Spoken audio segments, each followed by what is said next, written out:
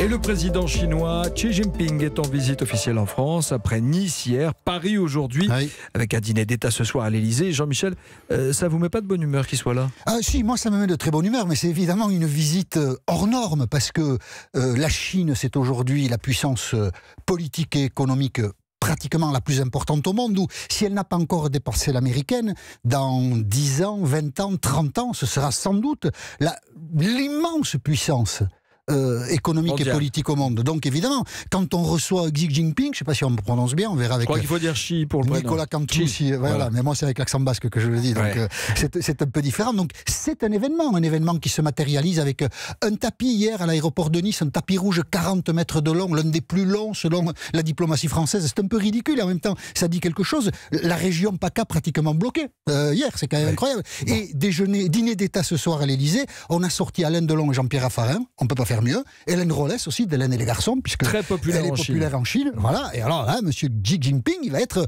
content de cet accueil. La vérité, c'est que la Chine nous fait peur. Ou du moins, on commence à avouer que la Chine nous fait peur. Parce que la Chine investit partout en Europe, elle achète des entreprises, elle achète les vignobles français, bientôt tout le Bordelais sera aux mains des Chinois. Enfin, la Chine commence à mal contrôler sa puissance. Quand on est très puissant, il faut faire attention à ce qu'on fait. Et la Chine est en train petit à petit de lâcher les freins. Et ça commence à faire peur. Il y a eu en France notamment des agents d'influence pour la Chine, Jean-Pierre Raffarin, l'ancien Premier ministre, qui nous a dit mais non, c'est des gens pacifiques, gentils. Oui, mais c'est pas vrai en fait. C'était pas un agent d'influence, quoi. C'était un philo.